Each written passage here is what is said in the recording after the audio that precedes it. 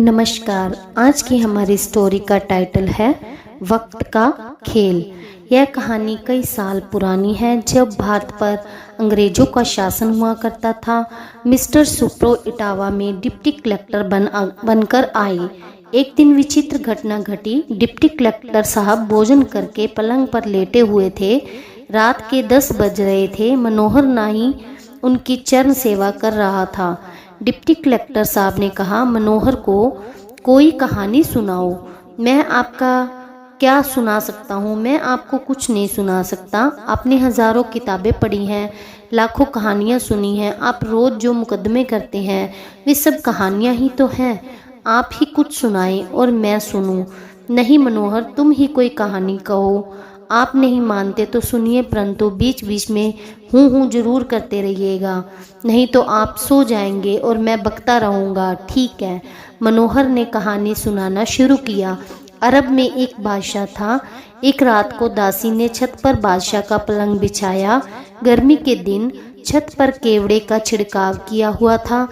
हम सोने का पलंग था, रेशम की निवाड़ से भरा गया था। कालीन बिछा हुआ था, उस पर गद्दा बिछा था। फिर एक कालीन बिछा था, उस पर सफ़ेद चादर बिछी थी। आमने सामने अगल बगल 4 तकिए रखे हुए थे और फूलों से सेज सजाकर दासी उस पलंग की शोभा को एकटक देख रही थी। दासी के मन में विचार आया कि 5 मिनट इस पलंग पर लेट लेना चाहिए, मैं भी तो देखूं कैसा लगता है। मन होता है शैतान। दासी बादशाह के पलंग पर लेट गई। अच्छा फिर? दासी की बेचारी दिन भर की थकी मांदी, ऊपर से ठंडी लगी हवा, नीचे उठी फूलों की महक। 3 मिनट भी नहीं बीते, दासी ठप से सो गई। अरे फिर क्या हुआ? शामत आ गई हो गई। 1 घंटे बाद भोजन करके बादशाह सलामत आराम करने के लिए आए। पूर्णमासी की चांदनी थी। बादशाह ने तुरंत जान लिया कि पलंग पर दासी सो रही है। ओह, यह तो गजब हो गया। बादशाह ने दासी को जगाया। जमीन पर खड़ी होकर मारे डर के दासी थर थर कांपने लगी। हाथ जोड़कर पैर पकड़ लिए और फूट फूट कर रोने लगी। बादशाह ने कहा, इस कसूर की बिल्कुल भी माफ़ी नहीं हो सकती, इसकी सज़ा दी जाएगी। अच्छा फिर क्या हुआ? बादशाह ने बेगम साहिबा को बुलाया और सारा माजरा कह सुनाया। इसके बाद बादशाह ने बेगम से कहा कि आप ही इस दासी की सज़ा तय कीजिए, क्योंकि इसने आपका ही विशेष अपराध किया है। बेगम साहिबा ने कहा, इसने 60 मिनट पलंग पर बिताए हैं, इसीलिए 60 कोड़े की सज़ा दी जाएगी। बहुत सख्त सज़ा दे दी। हाँ साहब, रुतबा पाकर आदमी कसाई हो जाता है। हाँ आगे बताओ फिर क्या हुआ? सज़ा सुनकर बादशाह के भी होश उड़ गए। बादशाह ने सोचा कि अगर किसी आदमी ने कोड़े लगाए तो यह दासी मर जाएगी। अब तक बेगम साहिबा ने खुद ही कहा कि कोड़े मैं ही लगाऊंगी। खूंटे से चमड़े का कोड़ा उठाकर बेगम साहिबा ने 4-5 हाथ करारे जमा दिए। बेचारी दासी रोती हुई गिर पड़ी। उसके बाद बेगम साहिबा थक गई। औरत की जात मुलायम होती है ना साहिब।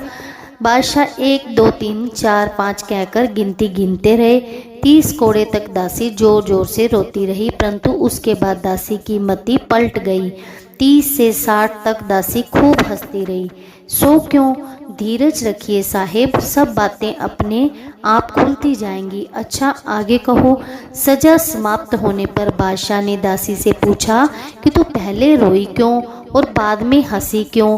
दासी ने कहा कि चोट के कारण मैं रोई थी, परंतु जब समझ में आया कि मैंने 1 घंटा पलंग पर बिताया तो 60 कोड़े लगे और बादशाह सलामत रात भर सोते हैं, सो इनका ना मालूम क्या दशा होगी। पलंग की सजा से बेगम साहिबा भी नहीं बच पाएगी। आप दोनों पर अनगिनत कोड़े पड़ेंगे। इसीलिए यह सोचकर मैं हंसी की सजा देने वाले को अपनी सजा की खबर ही नहीं है। जिस तरह से पलंग पर मुझे सोते देखकर आप क्रोधित हो उठे हो, उसी तरह आपको पलंग पर सोता देख ईश्वर गुस्सा करता होगा। मैंने हंसने का यही कारण है। इतना सुनते ही बादशाह की बुद्धि बदल गई। बादशाह ने मुकुट फेंक दिया, राजसी वस्त्र फेंक दिए और जूते फेंक कर फिकीरी कपड़े पहन लिए। रामचंद्र जी दिन में वन की ओर गए और बादशाह सलामत ठीक आधी रात को वन में चले गए।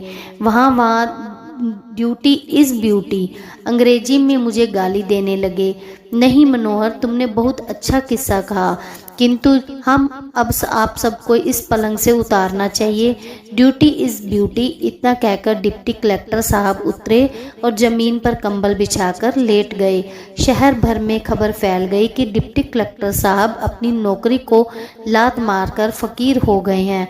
अपने ही बंगले के द्वार पर इमली के पेड़ के नीचे एक कंबल पर डिप्टी कलेक्टर साहब फकीरी वेश में बैठे हैं। यह खबर सुनकर अंग्रेज कलेक्टर साहब, सुप्रिटेंडेंट पुलिस और जिले के सभी अफसर घटनास्थल पर पहुंच गए।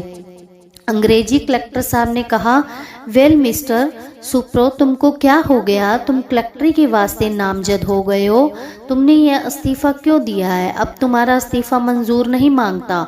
सुप्रो जी बोले, अभी तक सरकार की नौकरी की है, अब मालिक की नौकरी करूंगा। अंग्रेज कलेक्टर साहब ने पूछा, फकीरी करके क्या फकीरी करोगे? 24 घंटे में तुम 5 घंटा सरकारी काम करो, बाकी वक्त फकीरी करो। तुम भी राम राम करना, अब भी राम राम करेगा। सुप्रो जी सजा देने वाले नहीं जानते कि उसके लिए क्या सजा मुकर्रर की गई है। इस बात ने मेरा कलेजा काट दिया। साथ में आए हुए एक दूसरे अफसर ने कलेक्टर साहब से कहा, हुजूर ज्ञान की बात है, किरपान की धारा यानी तलवार की तरह बात भी काट करती है। मेरा मंझला भाई जिला बांदा में तहसीलदार है। एक रोज उसने देखा कि एक काले सांप ने मेंढक को पकड़ा और निगल गया। भाई ने सोचा कि इसी तरह एक दिन मौत सांप मुझे मेंढक की तरह गटक जाएगा। उसी वक्त वो साधु हो गया। आज तक उसका पता ही नहीं कि वह कहाँ है। तभी अंग्रेज कलेक्टर ने फिर कहा, मिस्टर सुप्रो, अगर मेरी बात पर तुम नज़र नहीं डालते तो ना सही, वो देखो तुम्हारी खूबसूरत पत्नी और तुम्हारा बच्चा। तुम्हारे बिना मेम साहब का क्या होगा? तुम्हारा बच्चा कैसे तालीम पाएगा? बच्चे को पढ़ा लिखा दो, तब फकीर हो जाना, तब हम भी फकीर करेंगे। नहीं हजूर, भूखी प्यासी थकी मांदी पब्लिक का पैसा वेतन के रूप में लेकर मैंने जो पलंगबाजी की है उसकी सजा मुझे जरूर मिलेगी। अब मैं किसी दूसरे का इंसाफ नहीं करूँगा, खुद अपना इंसाफ करूँगा। जो अपना इंसाफ नहीं करता वे दूसरों का क्या इंसाफ करेगा? सब ने समझाया पर सब बेकार। लाचार होकर कलेक्टर साहब ने इस्तीफा ले लिया। मनोहर नाही छाती पीट पीट कर श्रीमती सुप्रो के चरणों में लौट रहा था। कह रहा था कि मुझे नहीं पता था कहानी में इतना असर होता है, नहीं तो ये कहानी मैं कहता ही नहीं। शहर इटावा में 1 मील दक्षिण में यमुना जी हैं। एक पक्के घाट पर भूतपूर्व डिप्टी कलेक्टर श्रीमान सुप्रो साहब बैठे रहते थे। फटी कमली और एक मोटा सोटा यमुना में खड़े होकर वह घाट पर सोटा खटखटाए करते थे। कभी कभी कहते थे, लगा रहा है खटका, खटके का खटका खटपट करता रहा है, मत मिटना खटखटा। वह 10 बजे के करीब झोली लेकर भिक्षा लेने शहर में जाते थे। पब्लिक उनको पहचानती तो थी, सभी चाहते थे कि आज वह हमारे द्वार पर आए। रोटी लेते थे। रोटियों को लेकर उसकी झोली को यमुना जी में डुबोते थे। इसके बाद झोली में एक इमली की डाली पर लटका देते थे। 4 बजे तक झोली लटकती रहती थी। फिर कुछ खुद खाते और कुछ बाकी बंदरों को खिला देते। कटी फटी इमली के सिवा कोई वस्त्र अपने पास नहीं रखते थे। इस प्रकार इटावा के एक डिप्टी कलेक्टर ने इटावा में ही 12 साल तक घोर तपस्या की। खट खट करते रहने से पब्लिक उनको खटखटा बाबा कहने लगी। एक बार खटखटा बाबा ने भंडारा किया, घी की कमी पड़ गई, कढ़ाई चढ़ी हुई थी, शहर दूर था। उन्होंने अपने एक चेले से कहा कि 2 कलसी यमुना जल लाकर कढ़ाई में डाल दो। वैसा ही किया। यमुना का जल घी बन गया और पूरियां सेकी गई और भंडारा किया गया। खटखटा बाबा के समाधि स्थान पर अब तक अनेक इमारतें बन गई हैं। समाधि का मंदिर और विद्यापीठ भी इमारत दर्शनीय। सहस्त्र प्राचीन पुस्तकों पर अपूर्व संग्रह किया गया है। साल में एक बार यहाँ पर मेला लगता है। भारत के विद्वान योगियों और पंडितों को निमंत्रण दिया जाता है। इस प्रकार खूब व्याख्यान होता है। खटखटा बाबा की समाधि इटावा का तीर्थ स्थान बन गई है। इटावा जिले का बच्चा बच्चा खटखटा बाबा के नाम से परिचित हुआ। इस प्रकार आपको हमारी कहानी कैसी लगी ये आप हमें कमेंट बॉक्स में बताएं। धन्यवाद।